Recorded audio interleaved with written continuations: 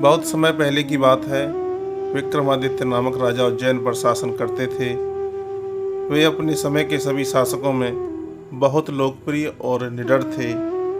एक दिन जब वे दरबार का काम देख रहे थे तो एक साधु उनके पास आया।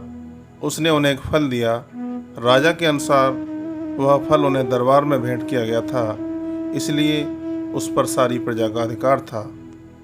उन्होंने खजांची से कहा कि उस फल को लेप लगाकर सावधानी से रख दिया जाए।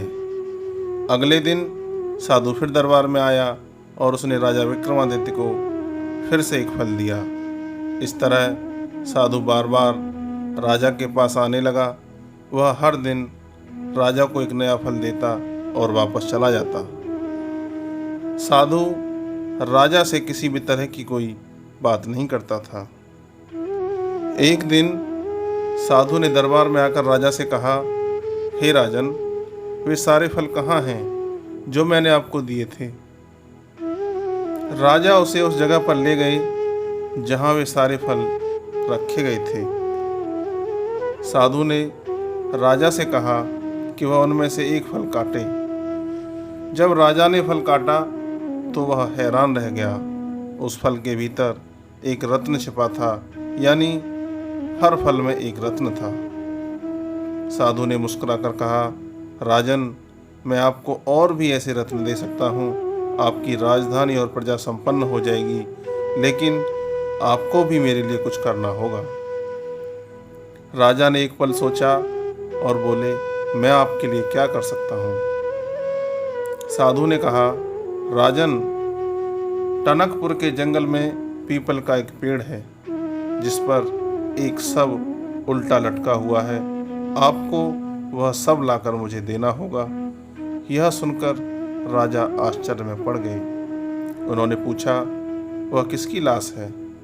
आप वह लाश लेकर क्या करेंगे, या उससे मेरी प्रजा का भला कैसे हो सकता है? यह मेरी समझ में नहीं आ रहा है।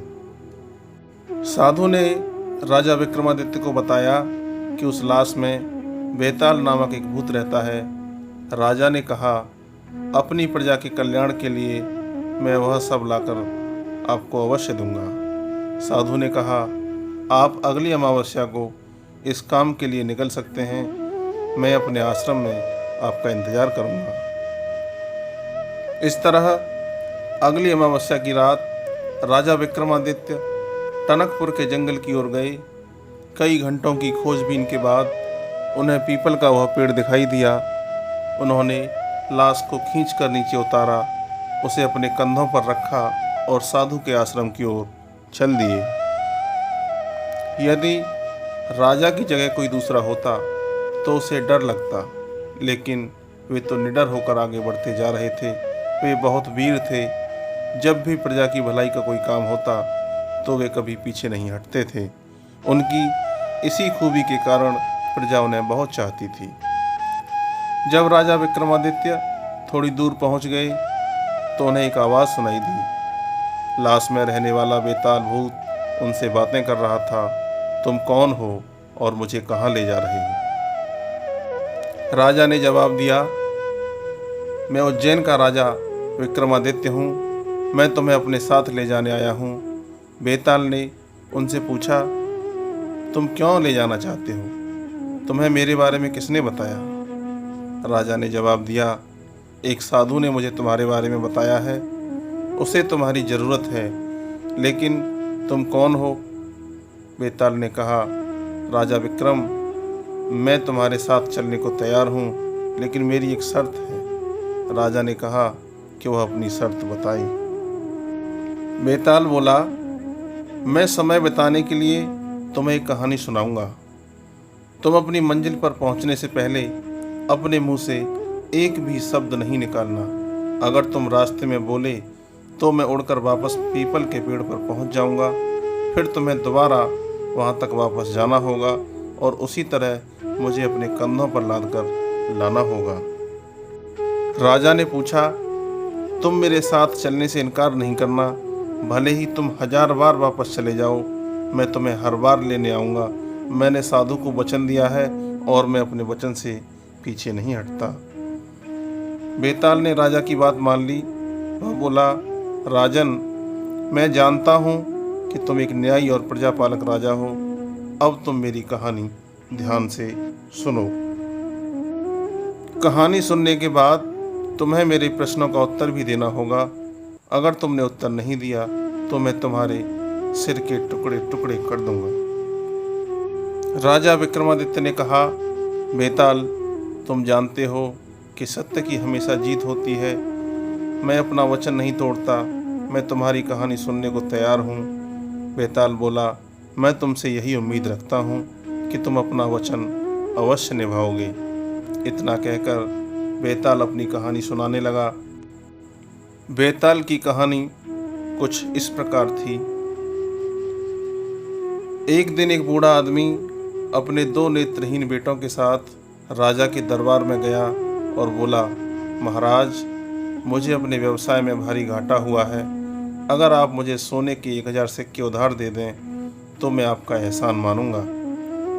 मैं अपने बेटों को आपके पास छोड़ जाता हूँ। मेरे बेटे देख नहीं सकते, लेकिन वे बहुत गुणी हैं। मेरा बड़ा बेटा घोड़ों का पारखी है और छोटा बेटा हर तरह के रत्नों की परख कर सकता है। यह सुनकर राजा आश्चर्यचकित रह गया। उसने बूढ़े की बात मान ली और उसे सोने के 1000 सिक्के देकर विदा किया। दिन बीतने लगे। एक दिन दरबार में घोड़ों का एक व्यापारी आया। वह राजा को एक अरबी घोड़ा बेचना चाहता था। राजा ने नेत्रहीन लड़के से घोड़े की परख करने को कहा। उस लड़के ने घोड़े को छूकर परखना शुरू किया। यह देखकर घोड़े के व्यापारी को गुस्सा आ गया। उसने कहा, महाराज, भला एक अंधा लड़का घोड़े की परख कैसे कर सकता है? तभी वह लड़का बोला, महाराज, यह घोड़ा ना खरीदें। यह अपने सवार को चोट पहुंचा सकता है। राजा ने एक पल के लिए कुछ सोचा, फिर कहा, एक अच्छे घुड़सवार को इसकी सवारी करने के लिए बुलाओ। ज्यों ही घुड़सवार उस पर बैठने लगा, घोड़े ने उसे पटक दिया। घोड़े का व्यापारी बोला, यह मेरे साथ तो कभी ऐसा बर्ताव नहीं करता। अंधे लड़के ने कहा, दरअसल यह घोड़ा किसी भी ग्वाले को चोट नहीं पहुंचाता। क्या तुम पहले ग्वाले थे? घोड़े का व्यापारी हड़बड़ा कर बोला, तुम्हें कैसे पता चला? अंधे लड़के ने जवाब दिया, वह तो मैंने तुम्हारे घोड़े को सूंघ कर ही जान लिया था। कुछ दिनों बाद एक जौहरी अमूल्य रत्न लेकर दरबार में आया। राजा ने छोटे लड़के को उसकी परख के लिए बुलाया। छोटे लड़के ने रत्न को अपनी हथेलियों में रखकर कई बार मला। फिर वह राजा से बोला, महाराज, यह रत्न अनमोल है, परंतु जो भी इसे रखेगा उसके लिए यह अशुभ होगा। यह रत्न इस जौहरी के परिवार में 2 मौतों का कारण बन चुका है। राजा ने जौहरी की ओर देखा तो उसने शर्म से अपनी आंखें झुका लीं। यह बात सच थी। जौहरी राजा से माफ़ी मांगने लगा। राजा ने उसे माफ़ कर दिया और जौहरी अपना समूह लेकर चला गया। राजा दोनों अंधे लड़कों का हुनर देखकर हैरान हो गया। उसने तो कभी सोचा भी नहीं था कि कोई अंधा व्यक्ति इतना समझदार हो सकता है। राजा ने सोचा कि उन दोनों लड़कों को अपना मंत्री बनाया जा सकता है। उसने मन ही मन निश्चय कर लिया कि उनके पिता के आते ही वह दोनों लड़कों को अपने दरबार में रख लेगा। कुछ दिनों बाद बूढ़ा व्यक्ति वापस आया तो राजा ने कहा, मैंने तुम्हारे बेटों की प्रतिभा देख ली है। तुम में क्या गुण है? बूढ़ा आदमी बोला, मैं आपको किसी भी व्यक्ति की असलियत बता सकता हूँ। राजा ने पूछा, अच्छा बताओ, मैं कौन हूँ?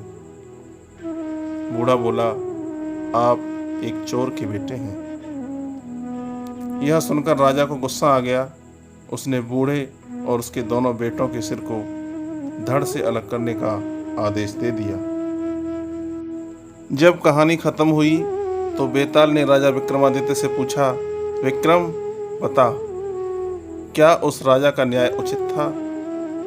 जल्दी बोल, वरना तेरे सिर के टुकड़े टुकड़े हो जाएंगे। राजा विक्रमादित्य ने जवाब दिया, नहीं, यह उचित नहीं था, लेकिन इसमें बूढ़े का भी दोष है। उसे इस बात का एहसास नहीं था कि वह राजा को क्या बताने जा रहा है। उसे बोलने से पहले सोचना चाहिए था। बेताल बोला, राजा विक्रमादित्य, तुम्हारा उत्तर प्रशंसनीय है, लेकिन तुम बोले इसलिए मैं वापस जा रहा हूँ। इतना कहकर बेताल पीपल के पेड़ की ओर उड़ चला और राजा उसके पीछे पीछे दौड़ पड़े।